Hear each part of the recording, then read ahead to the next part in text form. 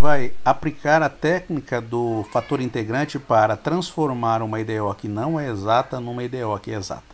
A gente já fez uma parte deste exemplo aqui, mas eu vou revê-lo, né? E vou terminar o exemplo aí para a gente terminar a questão. Um detalhe muito importante, quando a gente usa fator integrante, o que a gente está fazendo? A gente está procurando um fator que, ao multiplicar a expressão por aquele fator, a gente transforma uma EDO que não era exata numa EDO exata. Bom, então, a EDO de cima aqui, a gente quer resolver. Essa EDO não é exata, tá certo? Como é que eu verifico que a EDO não é exata? É fácil, né? Se você pegar o m, a gente já viu, né? Mas vamos lá de novo, né? 3xy mais y quadrado e o n igual a x quadrado mais xy, o que a gente pode fazer aqui?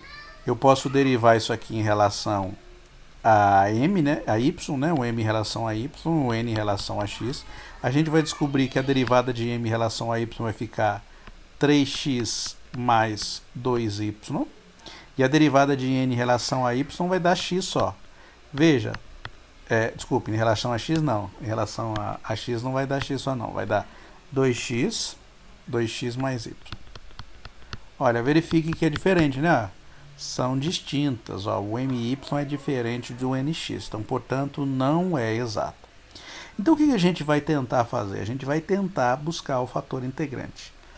A gente pode usar uma das duas fórmulas anteriores que a gente identificou para o fator integrante. Uma delas é essa aqui. Só olhar lá atrás, né, na notação, uma delas é essa aqui. Ou seja, a gente faz a expressão my menos nx e divide por n. Se essa expressão depender apenas de x, a gente consegue achar um fator integrante. Se ela depender de x e de y, não dá. Usando o fator integrante, buscando o fator integrante que dependa só de x, não dá. Uma outra possibilidade é a gente buscar um fator integrante que depende só de y. Então a gente faz nx menos my divide por m. Se ele depender só de y, a gente consegue achar um fator integrante. Mas existem outras possibilidades. Aqui eu só dei duas possibilidades, tá?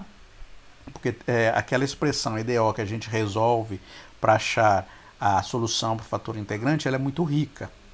A gente faz algumas hipóteses aí para poder simplificar e conseguir resolver. Então, eu fiz duas aí na aula passada. Uma que dependesse apenas de x, que é tentar resolver isso aqui, ou uma que dependesse apenas de y, que é tentar resolver isso aqui, tá? Tem outra possibilidade? Tem, inclusive nos exercícios que estão indicados no livro do Boyce, tem muitos exercícios referentes a outras possibilidades de escolha do fator integrante. Bom, então a primeira coisa que a gente vai fazer, eu vou tentar ver se eu consigo achar um fator integrante que dependa apenas de x, ou seja, resolver essa expressão aqui. Então eu faço my menos nx dividido por n. Ó, my é a derivada do m em relação a y.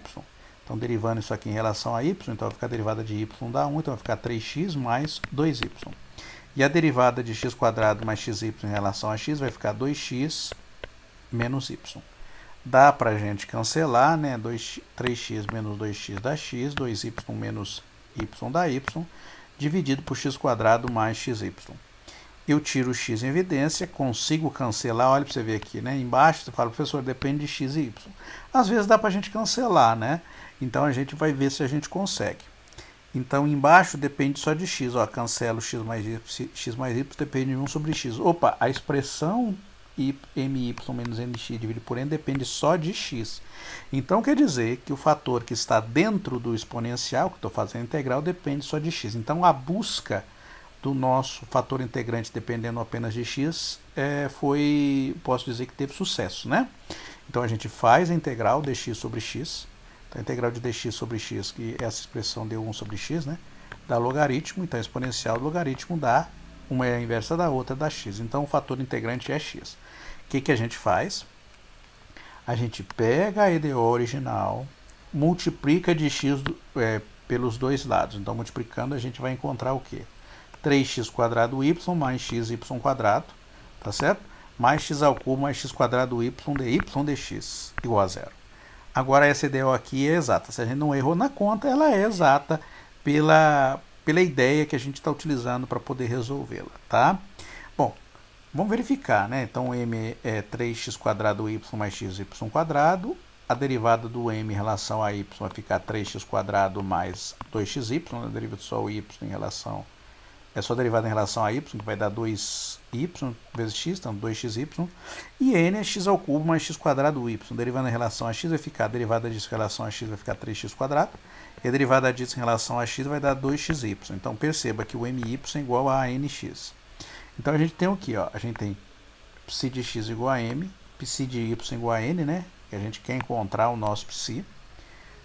Bom, então a gente tem que resolver, vai ter duas identidades, dψ dx igual a 3x quadrado y mais xy quadrado, ou seja, estou igualando a derivada de psi em relação a x com a variável expressão m, né? E a derivada de psi em relação a y com a expressão n. Bom, primeiro como é que a gente resolve, né? Lembra o que a gente faz? A gente escolhe uma das duas identidades e aplica a integração por partes, né? Digamos assim. Então, dψ dx é igual a 3x quadrado y mais xy quadrado dx. Eu já multiplico por dx do lado de lá, então eu faço integral dψ dρ dψ vai dar psi. E a integral de 3x quadrado y mais xy quadrado dx vai ficar o quê? A integral de x vai ficar, de x ao quadrado, né? Vai ficar x ao cubo sobre 3. Tem o 3, cancela, então vai ficar x ao cubo vezes y mais a integral de x y quadrado em relação a x, vai ficar x quadrado y quadrado dividido por 2, mais a g de y. A gente agora usa identidade 2. Então, o que a gente vai fazer? Para a gente usar a identidade 2, a gente tem que derivar essa expressão em relação a y. Então, a derivada disso em relação a y vai ficar x ao cubo, mais a derivada de y quadrado, vem um 2 na frente, né? Cancelo 2, então vai ficar x quadrado y mais g' de y. Lembrando que como a minha g ela depende apenas da variável y, então o que a gente tem? A gente vai ter que a derivada parcial, na verdade, vai ser uma derivada total, tá? Bom, então agora a gente vai igualar essa expressão aqui a quem? Usando a identidade 2, né? A x ao cubo mais x quadrado y. Então a gente vem aqui, né?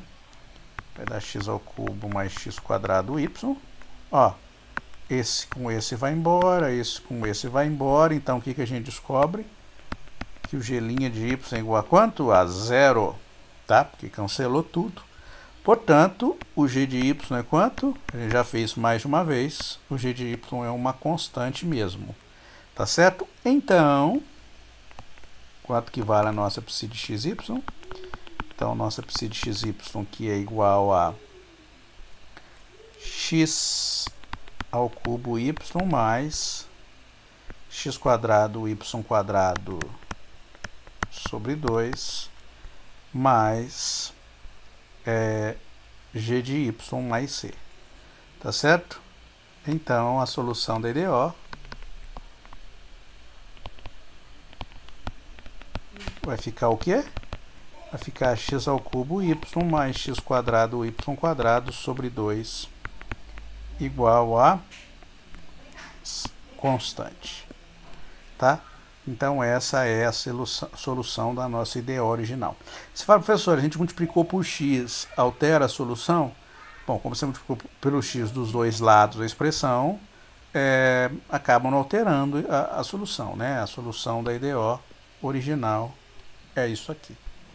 Tá? Mesmo eu estar trabalhando com uma expressão equivalente. Vamos lá fazer o outro exemplo aí, o último exemplo de fator integrante.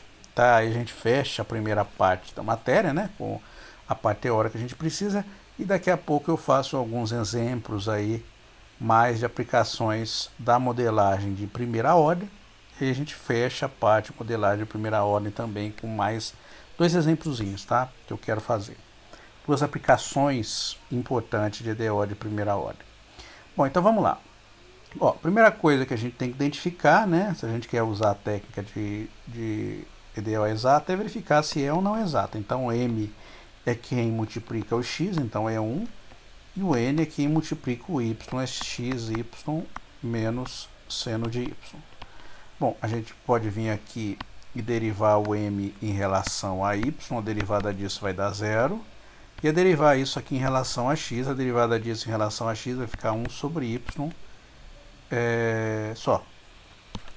Tá certo? Perceba que, obviamente, my é diferente do nx, tá certo? Então a EDO não é exata. Ó, my diferente de nx, logo não é exata. Então o que a gente pode fazer? Então vamos tentar transformá-la no exata. Então passo 2. Passo 1 ainda, né? Passo 1, encontrar o fator integrante. Então a gente vai tentar fazer o fator integrante. Primeiro a gente vai tentar fazer da mesma forma que foi feito anteriormente. Então a gente vai calcular o my menos nx dividido por n. Isso aqui tem que depender apenas de x. Então se a gente encontrar, quer dizer que a gente pode achar o fator integrante, tá? Então vamos tentar, né, encontrar o fator integrante que dependa só de x, tá? Então para isso a gente faz a identidade de my menos nx dividido por n. Se essa expressão depender apenas de x, pronto, a gente consegue achar o fator integrante que dependa apenas de x. O my está aqui, dá 0. O nx dá 1 sobre y, dividido por n. N, cadê? Vai dar xy menos seno de y. Ó, obviamente, isso aqui depende de x e de y. Tá certo? Então, esse fator é um fator que depende de x e y. Então, quer dizer o quê? Quer dizer que a gente não consegue encontrar um fator integrante utilizando a mesma estratégia anterior. Mas a gente termina o exercício aqui? Não. Eu dei duas possibilidades. Qual a segunda possibilidade? A segunda possibilidade é tentar buscar um fator integrante que dependa apenas da variável y, tá certo? Então, o que a gente vai resolver? A gente vai tentar resolver isso aqui, tá? Deixa eu copiar aqui e levar ali na frente.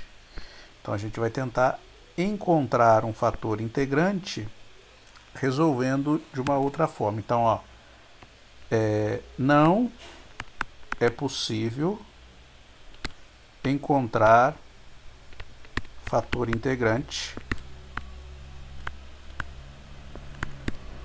que dependa só de x. Vamos tentar encontrar o fator integrante que dependa de y também, tá bom? Ou depende de y, dependa de y agora, tá? Então, o que a gente vai tentar fazer? Deixa eu colocar aqui aquilo que eu copiei, né? Então, a gente vai tentar resolver essa expressão aqui. Então, vamos tentar resolver nx menos my dividido por n. Se isso aqui depender apenas de y, a gente consegue encontrar o nosso fator integrante que dependa só de y. Quem é o nx? Ó, o nx é 1 sobre y. 1 sobre y. Quem é o my? O my é 0. Tá aqui, ó. Quem é o m é 1. Então, isso aqui vai dar 1 sobre y. Opa, olha que legal. Então, eu não consegui encontrar um fator integrante que dependa apenas de x, mas eu vou conseguir encontrar um fator integrante que dependa só de y. Então, a gente tem que isso aqui é igual a 1 sobre y, então o fator integrante, então o fator integrante vai ficar a exponencial da integral de nx menos my sobre m dy. Muito parecido com o anterior, né? Então, da exponencial da integral nx menos my dividido por n por m dá 1 sobre y. A integral de dy dividido por y vai dar logaritmo de y, então vai ficar exponencial do ln de y, cancela, vai dar y, tá certo? Então, nosso fator integrante é y. Então, pronto, agora a gente já sabe qual valor fazer a nossa multiplicação. Então, agora, ó, temos que o fator integrante é y, então o que a gente faz? Eu vou pegar essa EDO aqui, então vamos lá. Deixa eu copiar, EDO original. Então vamos pegar a EDO original. Então, multiplicando quem? Multiplicando essa EDO por y, temos. Então, a gente vai multiplicar todo mundo por y, né? Então, vai ficar assim. Vamos lá, deixa eu colar aqui. Então, vai ficar multiplicando dx por y, vai ficar y dx. Então, meu m virou y. E multiplicando o n por y, vai ficar x sobre y. Esse aqui cancela, né? O y cancela, então vai ficar só x. Menos y seno de y. Olha lá. Ficou bom, né? Então, note que o my, o m primeiro, né? O m é igual a y. Quanto que é o my? O my é 1. E o n é quem? X menos y seno de y. Quem é o nx aí, né? Vai ficar 1. Tá bem? Bom, então a EDO é exata. Então no passo 2 agora. Olha quanto S. Nossa. Passo 2 vai ficar o quê?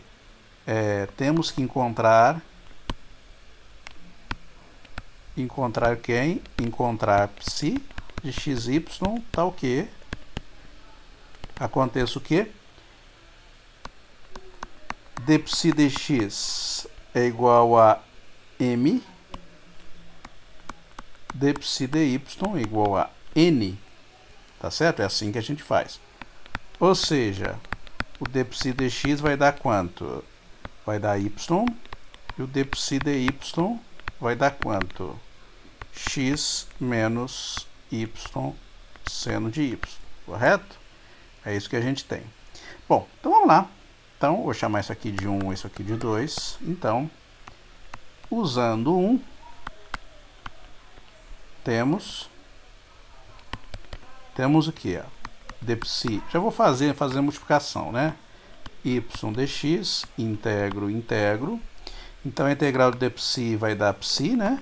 Aqui a integral de y dx parcialmente em relação a x, o y é constante, então vai ficar yx, mais uma expressão que dependa apenas de y, porque tudo depende só de y, é constante em relação à variável x quando a gente deriva parcialmente.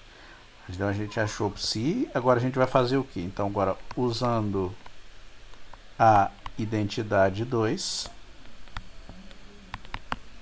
o que a gente faz? A gente deriva, né, o psi em relação a y, que vai dar o quê? Derivada de y, x em relação a y vai ficar x, mais a derivada de g em relação a y vai ficar g' de y, igual o quê? Igual a x menos y seno de y. X menos y seno de y. Cancela x com x. O que sobra para a gente integrar? G' de y igual a menos y seno de y. Tá? Ou seja, quanto que dá essa integral aqui? Vai ficar dg, dy, né? Menos y seno de y. Agora a gente pode usar a separação de variáveis para encontrar quem é a variável g. Então, dg igual a menos y seno de y dy. Passando a integral dos dois lados, então a integral de dg é g. Bom, aí tem duas possibilidades para a gente resolver essa integral aqui. Uma é olhar na tabela de integral e a outra é aplicar alguma técnica de integração que a gente possa utilizar. Olha, eu não vou olhar na tabela integral, porque a técnica de integração para aplicar, para resolver essa integral é muito simples. Quando você tem um polinômio vezes uma expressão que você sabe integral, qual técnica a gente pode usar? A gente pode usar a integração por partes, que é essa aqui, né? U dv é igual a U vezes V menos integral de V du. Então a gente vai ter que chamar alguém, vai ser o nosso U, e alguém vai ser o nosso dv. Na técnica, quando a gente tem um polinômio vezes uma função que não seja o logaritmo, tá? Quem a gente vai chamar de U? A gente vai chamar de U o polinômio. E a outra expressão a gente chama de dv. Então, nesse caso, eu vou chamar de U meu y. E o meu dv vai ser o seno de y dy. A gente encontra o du. Quem é o du? O du vai ficar dy. E quem é o v, né? O v a gente vai ter que integrar o seno. A integral do seno é menos cosseno de y. Lembrando que nessas partes intermediárias a gente não usa a constante, tá? A gente só coloca a constante no final. Bom, então, usando a técnica de integração por partes, ela vai ficar assim, né? Então, a integral de u é y, né? Então, o y, seno de y dy, o sinal de menos depois no final a gente coloca, vai ficar o quê? Ó? U vezes v, então vai ficar y vezes cosseno de y, menos, né? Porque a integral do seno é menos cosseno, então vai ficar menos y cosseno de y, menos a integral de quem? De v, que é menos cosseno de y, vezes du, que no caso é dy. Agora facilitou, né? Por quê? Então essa integral ficou menos y cosseno de y, menos com menos vai ficar mais, a integral do cosseno é mais seno de y. Então, vai ficar mais seno de y mais uma constante. Então, quem é a g? Então, g é menos, né? A gente está fazendo integral só do que está aqui dentro. Menos y cosseno de y mais seno de y mais constante. Ou seja, a minha g é igual a menos com menos vai ficar mais, né? Então, vai ficar y cosseno de y. Distribuo aqui, vai ficar menos seno de y mais constante, tá? Então, psi de xy vai ficar quem? A psi de xy vai ficar yx mais g de y, né? Opa! Yx é xy mais g de y, que é y cosseno de y menos seno de y mais constante. Tá? Então, a solução da EDO, a parte mais difícil aí foi resolver a integral, né? Porque é fácil aplicar a técnica. Então, a solução da EDO é xy mais y cosseno y menos seno y é igual a uma constante. Tá certo? Então, essa é a solução aí da nossa EDO. Então, a gente termina aqui a parte teórica aí da primeira parte do curso, que é EDOs de primeira ordem, tá? Bom, mas eu vou fazer mais alguns exemplos, algumas aplicações aí da técnica de EDO de primeira ordem. A primeira aplicação que eu quero usar aqui é a aplicação da velocidade de escape. Tá? O que é velocidade de escape? A velocidade de escape é a velocidade com a qual um corpo ele tem que ser lançado da Terra para que ele consiga vencer a gravidade da Terra. Porque, por exemplo, suponha que não tivesse nenhum atrito. Se você pega e joga uma pedra para cima, o que vai acontecer? Você imprime uma velocidade inicial na pedra, essa pedra tem uma velocidade inicial, ela está desacelerando devido à força da gravidade. Então a força da gravidade está puxando ela para baixo, né, dizendo assim, puxando para baixo. Então o que está acontecendo? A pedra está desacelerando, então ela sobe, mas com uma aceleração negativa, né? Então a velocidade está diminuindo, vai chegar um momento que a velocidade vai zerar, ela vai começar a cair, tá? Mas imagine que você consiga jogar cada vez mais com velocidade mais alta. Então vai chegar um momento que você vai lançar com velocidade tão alta, que você vai conseguir, ela vai subir, subir tanto, que ela vai chegar um momento que ela vai fugir da força gravitacional da Terra. Então essa velocidade inicial é a velocidade de escape, tá? Bom, para a gente encontrar essa velocidade de escape, a gente vai fazer algumas hipóteses e vai utilizar a segunda lei de Newton, tá? Então imagine o seguinte, aqui a gente tem a Terra, né? Ó, a gente tem a Terra, a gente tem a massa da Terra, que é o raio da Terra. Imagine que você tem um corpo de massa m, pequenininha, numa altura x, porque a gente vai usar isso. Porque a gente tem que quando a gente faz aquele estudo para identificar como o campo gravitacional atua sobre a velocidade de um objeto, quando a gente joga ele começa a cair, a gente está supondo que o objeto não sobe muito. Então a gente supõe que a gravidade naquele ponto é constante. Mas se você quer vencer a força da gravidade, você imagine que o corpo ele vai chegar numa distância bem alta, né? Algum ponto em que a força da gravidade ela não interfira mais no corpo, então não exerça mais atração no corpo, que ela fuja, né, ela vença mesmo essa força de atração gravitacional. Então, nesse caso, é importante a gente identificar como que a força da gravidade por um corpo a uma distância x da superfície da Terra.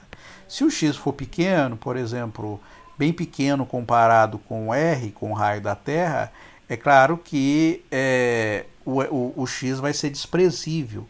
Então, por exemplo, você joga um corpo até uma altura de 10, 20, 30 metros de altura, o valor de x é desprezível em relação ao raio da Terra, que são de quilômetros, né? Muitos quilômetros o raio da Terra, 6.000 quilômetros, eu acho, alguma coisa do tipo. Então, alguns metros é muito pequeno em relação à distância do centro da Terra. Tá? Distância do raio da Terra. Bom, mas vamos lá. Então, nesse caso que a gente tem um corpo a uma distância x, obviamente o x é um x relativamente grande, então como é que a gente faz, né? Então a força da gravidade é menos, porque ela é atratora, vezes uma constante, emão, que é a massa da Terra, eminho, r mais x elevado ao quadrado. Então o r é o raio da Terra, mais x é a distância. Então, na verdade, x mais r é a distância do m até o centro da Terra. Lembrando que quando a gente identifica, né, a atração é como se o corpo, a Terra, ela tivesse toda a massa dela concentrada no centro, porque a atração é entre os centros de massa. Então a Terra, como a gente está supondo que é uma esfera perfeita, o centro de massa dela está no centro mesmo, então a atração dá-se entre o centro de massas de cada um dos corpos, portanto a distância do M até do corpo M até o centro de massa da Terra vai ficar x mais r. Bom, então a força gravitacional, a gente sabe como é que ela é, né? Ela é proporcional ao produto das massas, inversamente proporcional ao quadrado da distância, que a gente traduz desse jeito aqui, tá? A força gravitacional, ela é Ka, que é uma constante, emão, emin, dividido pela distância entre os corpos ao quadrado. Bom, o que a gente vai fazer aí? A gente vai tentar identificar uma forma de eliminar a constante K grande e o emão, tá certo? Como é que a gente faz isso? A gente tem algumas identidades que a gente conhece. Por exemplo, quando o corpo está na superfície da Terra, como que é a força exercida sobre o corpo? Exatamente a força-peso, que é o quê? Massa vezes a gravidade. Tá? Então o que a gente faz? A gente vai pegar esta força aqui, tá? Porque ela é válida para todo x. Em particular, vale para x igual a zero, tá? Então, em x igual a zero, vale esta força também. Então, se você colocar x igual a zero aqui, você vai ter o valor da força gravitacional na superfície da Terra. Mas na superfície da Terra, a gente usa muito que a força gravitacional ela é m vezes g, ou seja, a força-peso. Então, o que a gente faz? A gente pega igual a expressão que é dada por essa expressão aqui, colocando x igual a zero, então vai ficar menos k emão eminho r ao quadrado, ou x igual a zero, igual a menos eminho vezes g. Ó, a gente cancela o m com m, o m pequeno com m pequeno, menos com menos vai ficar mais, então a gente passa o r ao quadrado para o lado de lá. Então, a constante K vezes a massa da Terra m, a gente pode trocar por G, que é conhecido, vezes o raio da Terra, que também a gente pode olhar numa tabela e encontrar. Então, vai virar G, que é a aceleração da gravidade na superfície da Terra, que é 9,8 metros por segundo, 9,80 e alguma coisa metros por segundo ao quadrado, vezes o raio da Terra, que obviamente é dado, a unidade medida tem que ser igual, né? Então, se um é metro, o outro também tem que ser dado em metro. Bom, então a força gravitacional, a gente troca esse K emão vezes G por R ao quadrado, tá? Tá ali. Vezes eminho é R mais X ao quadrado. Bom, então o que a gente vai fazer aqui agora, né? Então a gente vai aplicar a segunda lei de Newton, tá certo? Então, vamos voltar aqui. Então, se você tem um corpo na Terra neste ponto aqui, tá certo? Qual a força que está sendo exercida sobre o corpo aqui? Estamos desconsiderando o atrito. Então perceba, o atrito é muito importante aí quando o corpo está subindo com a determinada velocidade. Então, se a gente desconsidera o atrito, a gente está desconsiderando quase a força mais intensiva que está sendo exercida inicialmente sobre o corpo. Por isso que um foguete, por exemplo, ele não acelera só no instante inicial, ele sobe acelerando. Por quê? Porque a força de atrito ela é muito forte quanto mais perto da Terra, maior a força de atrito, porque mais denso é o ar. Quanto mais longe você da Terra, menor a força de atrito, porque mais rarefeito é o ar. Então, por isso um foguete ele sobe acelerando, ele não acelera tudo que ele pode no início, ele sobe e vai acelerando de acordo com quanto mais alto ele está. Aí ele pode acelerar porque a força de atrito não está atuando tão fortemente. A gente sabe muito bem que a força de atrito ela é proporcional à velocidade. Se você estiver muito rápido, ele pode ser proporcional ao quadrado da velocidade. Então, quanto mais rápido você está, maior a força de atrito. Mas aqui a gente está fazendo desconsiderando a força de atrito. Então, qual a força atuando sobre o corpo? Então, se você está no corpo M aqui, você tem a única força atuando sobre ele é a força da gravidade aqui, ó, força gravitacional. Então, o que a gente faz? A gente vai pegar a segunda lei de Newton, tá certo? Como é que é a segunda lei de Newton, lembra? É m dv dt, massa vezes aceleração, vai ser igual a menos g r ao quadrado m, r mais x elevado ao quadrado. Essa aqui é a força gravitacional, ó, exatamente o que está aqui, que a gente já obteve. Bom, então a gente cancela o eminho com o eminho, então a massa do corpo, obviamente, ele não vai alterar, porque não tem atrito, né? Ele não altera nem o formato do corpo, ele não altera a velocidade com que você tem que lançar o corpo, tá? Então a gente vai ter o que, ó, que para encontrar a força, a velocidade de escape, eu tenho que resolver essa EDO aqui. Mas perceba o seguinte, olha, a minha V aqui, eu estou derivando o dV em relação a dt. Do lado de lá não tem t, só tem x. Então eu tenho três variáveis, ó. Eu tenho v, que é a variável que eu quero achar, eu tenho t e eu tenho x. Dá para eu resolver EDO com essas três variáveis? Não, não vai dar. Não vai dar para eu resolver EDO com essas três variáveis. Então o que eu faço nesse caso aí para poder resolver?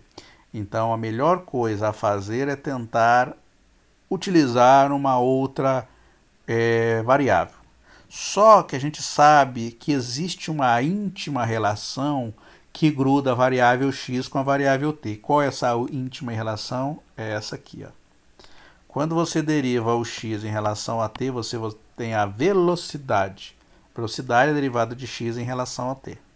Então, o que a gente pode fazer aqui? Eu posso pegar o dv dt e reescrever em função da variável dx. Então, eu aplico a regra da cadeia. Então, basicamente, é como se eu fizesse assim, né? Eu tenho o dv dt, como se eu pegasse, abrisse o dv assim, ó, dv e dt aqui. Não dá para fazer isso, porque o diferencial ele é uma aplicação sobre uma função, mas do ponto de vista calculacional funciona, tá? Então é como se eu multiplicasse embaixo por dx e em cima também, tá vendo? Então isso aqui é a regra da cadeia. Então é dv dx, dx dt. Qual a vantagem de fazer isso? Dx dt a gente sabe quem que é v, ó. Então o dv dt vai ficar dv dx, dx dt, ou seja, a gente pode substituir o dv dt por dv dx vezes v. Então a minha EDO, que dependia da variável t e x, eu vou conseguir eliminar o dt aqui e substituir o dv dt por dv dx vezes v. Olha lá como é que ficou a minha EDO agora. Ó. Agora eu consigo resolver sim. Posso aplicar, inclusive, separação de variáveis para resolver. Então, o que eu faço? Olha lá, eu copiei aqui de novo. Então, usando separação de variáveis, eu passo tudo depende de x de um lado, tudo que depende de v do outro. Então, aqui não tem v, né? Então, vou mandar o dx para lá. Tá certo? Então, vamos fazer integral, né? Então, integro. Então, ficou v dv igual a menos gr ao quadrado, dividido por r mais x quadrado, dx. Separei as variáveis. v dv dá o quê? A integral de v dv é v ao quadrado sobre 2, né? Então vai ficar v ao quadrado sobre 2 mais um constante, mas lembrando que a gente põe um constante sempre do lado de lá. E a integral de dx sobre r mais x, isso tudo elevado ao quadrado, lembrando que g e r ao quadrado não depende de x, eu tirei para fora. Quanto que vai dar essa integral aqui, ó? Vamos fazer no cantinho aqui, ó. dx sobre r mais x ao quadrado. Fala, professor, posso usar a tabela integral? Pode, mas aqui uma substituição simples funciona muito bem, tá? O que a gente faz? Ó, a gente chama r mais x de u. Quem é o meu du? O du, deixa eu pôr na outra ordem, né? Então, u é igual a r mais x. Quem é o meu du? Opa, igual. Meu du vai ser quem?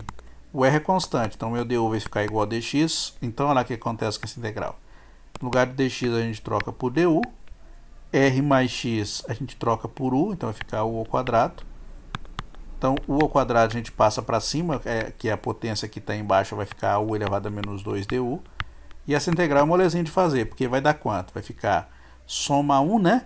Então, u elevado a menos 2 mais 1 vai ficar u elevado a menos 1 vezes menos 1, ou seja, ficar menos 1 sobre u.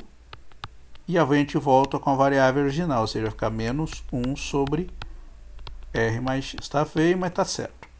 Tá? Então vai ficar menos gr ao quadrado vezes menos 1 sobre r mais x. Os dois menos se cancelam, por isso que vai ficar mais. E no lugar de baixo, o r mais x mais uma constante. Tá? Bom, então o que a gente pode fazer aqui para a gente conseguir encontrar quem primeiro é a constante c? Quem é C, né? Como é que a gente encontra C? A gente sabe que, inicialmente, para x igual a zero, ou seja, no momento que você está lançando a sua pedra, o corpo tem uma velocidade inicial v0. Então, a condição inicial que a gente tem é a seguinte, ó. Para x igual a zero, o v vira um v0. Então, substituindo isso na expressão, a gente vai ter o quê? Ó? No lugar do v, a gente põe v0 elevado ao quadrado sobre 2.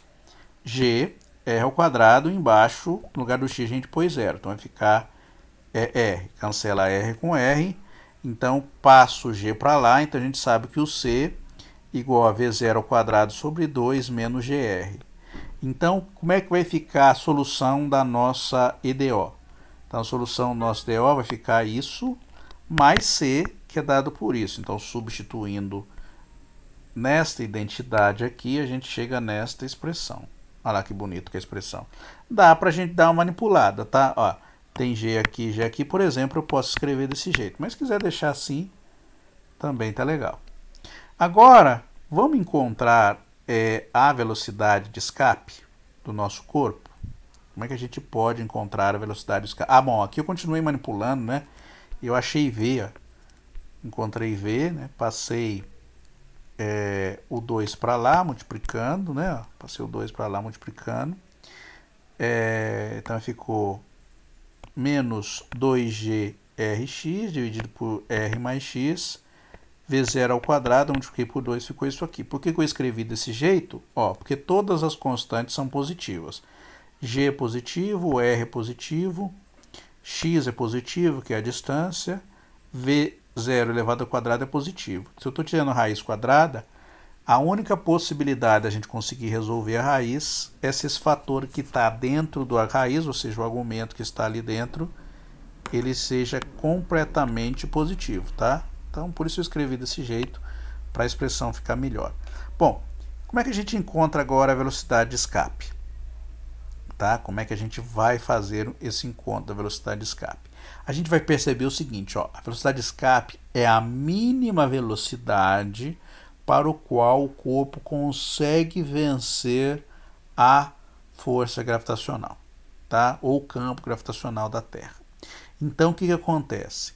Então, a velocidade de escape é aquela velocidade com que você, jogando o corpo, ele vai chegar no infinito com a velocidade nula. Para pensar para você ver um pouquinho. Então, você quer vencer a força gravitacional da Terra, então você quer ir até o infinito. Quer ir até o infinito, ou seja, você quer que x vá para o infinito.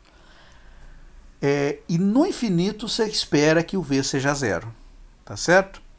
Então, o que a gente vai fazer? A gente vai pegar e tomar o limite do x indo para zero, para x indo para o infinito dos dois lados, tá certo? E vai ter que, quando o x vai para o infinito, a gente vai fazer essa hipótese aqui, ó, limite quando o x vai para o infinito de v, isso aqui dá zero, tá? Então a gente vem aqui, aplica o limite do x indo para o infinito dos dois lados, ó, limite do x indo para o infinito de v igual o limite do x indo para o infinito de raiz de v0 ao quadrado menos 2grx dividido por r mais x, a gente vai ter isso aqui. Então isso a gente coloca como zero, tá aqui, ó. Tá bem? E aí a gente coloca v0 ao quadrado menos 2grh max. H max a gente pode colocar isso aqui como o limite quando o x vai para o infinito do x, tá certo? Que é a máxima altura que o corpo consegue chegar, tá? Porque eu quero a velocidade de escape. Aqui, do jeito que está deduzido aqui, ele está deduzindo a máxima altura que o corpo está chegando. A máxima altura, a ideia também é a mesma ideia da velocidade de escape. Qual a máxima altura que o corpo pode chegar? A máxima altura que o corpo pode chegar é aquela altura para o qual a velocidade se anula, porque enquanto ele tem velocidade positiva, ele está subindo. Quando a velocidade h fica igual a zero, quando a velocidade fica igual a zero, o h ele é o máximo a altura que ele chega, e ele vai começar a cair e a velocidade vai ficar negativa. Então a expressão também pode ser identificada assim, sem tomar o limite. Mas como eu quero a velocidade de escape, eu já posso identificar esse h max como limite do x indo para o infinito da variável x. Tá certo? Aqui eu deduzi mais algumas expressões envolvendo a velocidade ao quadrado e a altura máxima que o corpo chega. Também dá para fazer assim, tá? Então o que eu fiz? Eu zerei aqui. No lugar do h eu coloquei o h max. Daqui a pouco a gente vai tomar o limite. Então manipulei a expressão, elevei o quadrado dos dois lados, né? Então a raiz vai embora. Passei o v ao quadrado de um lado e o g menos 2grh max dividido por rh max ficou do lado direito. Tá certo? Então a gente tem, se eu quiser isolar o h max, uma outra possibilidade também, a máxima altura em função da velocidade inicial, eu venho, jogo esse rh max para o lado direito, ficou hr max do lado esquerdo, né? Ficou 2grh max do lado direito, eu isolo o h max de um lado só, então passo isso aqui para o lado de lá, então, e rv0 ao quadrado, que não depende do h max, eu passo para o lado direito, ficou a expressão deste jeito, v0 ao quadrado menos gr, passo isso tudo dividindo, ou seja, o h max é r v0 ao quadrado dividido por 2gr menos v0 ao quadrado. Esta é a máxima altura em função da velocidade, mas a gente quer a velocidade de escape ainda. Então, na velocidade de escape, a melhor forma da gente fazer é olhando direto aqui na expressão, tá certo? E a gente perceber que a gente tem essa identidade aqui. Então, eu mando o V, então o limite quando o x vai para o infinito aqui, eu mando o Hmax aqui indo para o infinito. Então, se eu mando o Hmax indo para o infinito, o que, que vai acontecer? Olha lá, eu tenho V0 ao quadrado igual a 2GR Hmax dividido por R mais Hmax.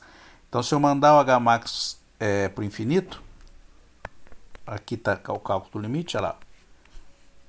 Então, vai ficar o quê? Eu passo o limite aqui dos dois lados, né? O limite V0 ao quadrado, ele vai depender do x. Então, na verdade, eu defino como velocidade de escape. Então, vai ficar a velocidade de escape, né? Deixa eu colocar aqui, né? Até melhor a gente fazer assim, ó. Passo o limite dos dois lados. Quando o x vai para o infinito, de V0 ao quadrado. E eu vou chamar isso aqui velocidade de escape, tá? Que é a velocidade que eu encontro quando o x vai para o infinito. Bom, então passo dos dois lados o x indo para o infinito, tá? Aqui eu voltei, né, no lugar da Hmax eu voltei com o x só para a gente tomar o limite. Lembra que a gente está fazendo? O g e o r não dependem de x, então a gente pode tirar fora ele do limite. Então, o limite vai ficar x dividido por r mais x. Quanto que é esse limite aqui? Como é que a gente calcula esse limite aqui? Vai ficar infinito sobre infinito, né? Então, a possibilidade é usar L'Hopital. Então, usando L'Hopital, vai ficar o quê? Então, limite de x, r mais x, quando o x vai para o infinito. Usando L'Hopital, que é uma indeterminação, né? Então, vai ficar a derivada em cima em relação a x dá 1. A derivada de x embaixo, r mais x também dá 1, ou seja... Isso dá quanto? Dá 1. Então, esse limite todo dá 1. Então, a velocidade de escape ao quadrado, a velocidade ao quadrado, né? É igual a 2GR, ou seja, a velocidade de escape é igual a raiz de 2GR. Tá? Então, essa aí é a velocidade de escape do corpo. Só para título de ilustração, o R, eu acredito que é 6.000 e qualquer coisa quilômetros. Você tem que passar para metro. Então, vai dar, passando para metro, vai dar 6 milhões de metros. Tá? Então, 6 milhões vezes 2 dá 12 milhões.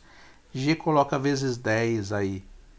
Tá? Então, vai dar 120 milhões. Então, vai ficar raiz quadrada de 120 milhões. Olha como é que o número é grande. Tá? Bastante grande, inclusive, metros por segundo. Então, vai ficar um número assim absurdamente alto da velocidade que o corpo tem que ser lançado para vencer a força da gravidade. Tá? Como último exemplo aí, vamos resolver esse probleminha aqui do carbono 14 usado para estudar há quanto tempo aquele sudário de Turim tem. Tá? Vou ler aqui o exercício, tá? O carbono 14, C14, é um isótopo natural do elemento carbono que apresenta meia-vida de aproximadamente 5.730 anos. O que é isso? É o tempo que ele leva para a massa do isótopo cair pela metade, tá certo? Então, por exemplo, se você tem 1 quilo, dou um exemplo, tipo, após 5.730 anos vai virar meio quilo, tá bem? Com base neste número, é possível fazer datação de objetos arqueológicos pela análise da madeira, carbono, sedimentos orgânicos, ou seja, tudo que tem carbono é possível fazer a datação. Ossos, conchas marinhas e outros. As amostras têm que ter até 50 mil anos para melhor precisão, ou seja, mais do que isso, o carbono 14 ele cai dentro do erro lá que fica muito grande, tá? Em 1989, fizeram um teste do carbono 14 para identificar a identidade do sudário. O sudário é aquele sudário do Turim que encontraram com a suposta imagem de Jesus estampada nela. Uma medição aferiu que a quantidade encontrada no pano é 92% da encontrada em material orgânico atual. Em outras palavras, a porção do carbono 14 era 92% da de um tecido que foi produzido agora. com plantas de hoje. Determine quando o sudário foi produzido, tá? Então esse sudário, ele foi alegado que ele era a imagem de Jesus impressa no sudário. Então foi feito esse teste do carbono 14 para verificar se realmente ele tinha por volta de 2.000 anos, tá? Então, se a quantidade do carbono 14 desse que ele tinha por volta de 2.000 anos, era uma evidência do que o sudário ele era original. Se não desse um valor muito menor do que aquilo, podia ser uma falsificação, tá? Bom, então vamos lá. Então, como é que a gente vai identificar quando que o sudário foi produzido? Então, a primeira coisa que a gente tem que identificar é há quantos anos ele foi produzido. Então, o que a gente sabe? Ó, a gente sabe que após 5.730 anos, a massa cai pela metade. Só que eu tenho que a massa é 0,92 da massa, 92% da massa original, ou seja, trocando isso aqui para fração, né? Vai dar 0,92 da massa original. Eu quero saber há quanto tempo isso aconteceu. Porque, por exemplo, se ele tem 92% da massa original, quer dizer que levou um tempo para a massa original passar de 100% e ir até 92%. Então, este tempo, que foi de 100% até 92%, é o tempo em que o sudário foi produzido, tá? Se a massa tivesse a metade, queria dizer que a massa não do sudário, mas a massa do carbono 14 impregnado no sudário, se ela caísse para 50, pela metade, a gente saberia que o sudário tinha 5.730 anos. Mas ela não caiu para metade, ela foi para 92%. Então eu quero saber há quanto tempo aconteceu isso. Bom, a fórmula que a gente usa vai ser a fórmula do decaimento radioativo. Então a gente já deduziu numa aula anterior, então a fórmula do decaimento radioativo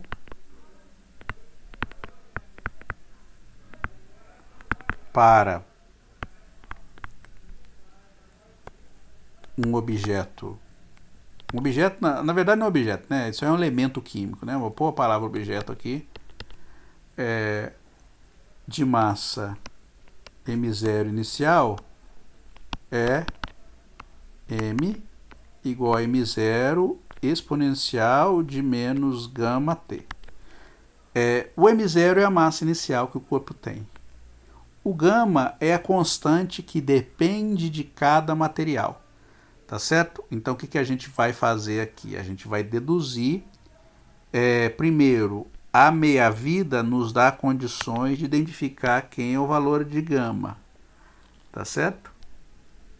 Depois a gente utiliza o gama, o valor de m igual a 0,92, joga na fórmula e encontra o tempo, tá? Então a primeira coisa, né? Então o passo 1 é encontrar gama. Essa informação foi dada pela meia-vida, tá? Então, usando a meia-vida, a gente sabe o quê? Que o T igual a 5.730 implica que o M é igual a M0 dividido por 5, né? Ou seja, a massa caiu pela metade.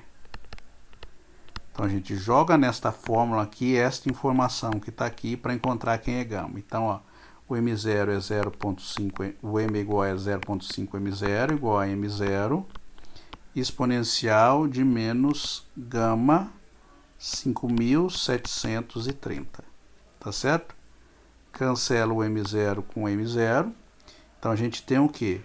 Que 0,5 igual a E menos gama 5.730. Passo o ln dos dois lados, então ln dos dois lados, tá? Então aqui vai ficar o quê? Eu já olho ali, né, na calculadora quanto que é o logaritmo de 0,5, tá? No final das contas a gente coloca um valor para isso aí. Mas vamos lá, vamos aplicar a propriedade primeiro. Ó, exponencial elevado em expoente, quando a gente aplica o logaritmo, o que acontece? Esse expoente vem na frente, né? Então vai ficar ln de 0,5, o sinal vem junto, tá? Menos 5.730 gama, ln de E. O ln de E é 1, né? Então, gama que a gente quer encontrar, né? Então, gama é igual a ln de 0,5 dividido por menos 5.730. Ó, um detalhe importante que a gente pode utilizar aí. A gente pode, inclusive, usar ainda, né? Carregar uma expressão via logaritmo de 2. Por quê? Aqui está correto, tá? Se quiser usar o gama assim, pode. Mas você pode pensar, eu não encontrei assim a resposta. Tem um 2. Como é que eu tiro esse 2 aqui? Bom, porque meio, tá? Então vou colocar aqui no rascunho. Vou colocar rascunho aqui, né? O meio é a mesma coisa que 1 sobre 2, não é isso? Então vai ficar ln de 1 sobre 2. O logaritmo tem a seguinte propriedade: logaritmo do produto é logaritmo de A mais logaritmo de B. E essa propriedade, logaritmo de A dividido por B, é logaritmo de A, que é ln, né? Então, ln de A menos ln de B. Então, aplicando isso aqui, vai ficar assim, vai ficar ln de 1 menos ln de 2. Ó, ln de meio a gente pode escrever desse jeito aqui. O ln de 1 é 0. Logaritmo de 1, qualquer que seja a base possível, é 0. Então, o logaritmo de 0,5 é a mesma coisa que menos ln de 2. Então, jogando aqui na expressão, a gente acha que gama é menos ln de 2 dividido por menos 5.730, ou seja, o gama vai ficar igual, menos com menos vai ficar mais, ln de 2 dividido por 5.730. A gente já calcula aí qual é o valor dessa expressão aqui, tá? No final das contas, depois no final de tudo, a gente utiliza a calculadora e faz a conta. Bom, então a gente já encontrou quem é o gama. Então a gente, voltando na expressão, qual é a expressão? Essa aqui, né? M igual a M0 e elevado a ln de 2 sobre 5.730, tem um menos aqui, vezes t, é o que a gente vai esperar para encontrar a solução do nosso problema. Tá bem? Bom, então agora a gente vai usar a segunda informação, que é a informação mais importante aí, que é o seguinte: eu quero encontrar o valor do T, ou seja, o T vai corresponder a quanto tempo o sudário foi produzido. Então eu quero encontrar o valor de T para o qual a massa virou 92% da massa original, ou seja, 0,92. Então, encontrando T para o qual, esse T é o tempo, né? Desde que ele foi produzido até 1989, para o qual a massa é 0,92 M0. Então, no lugar do M, a gente coloca 0,92 M0 igual a M0 e elevado a menos ln de 2. Fala, professor, se eu quiser resolver ln de 2 e jogar aqui na expressão, posso? Posso. Mas aqui eu vou olhar a calculadora de uma vez só, tá? Então, vai ficar 5.738T.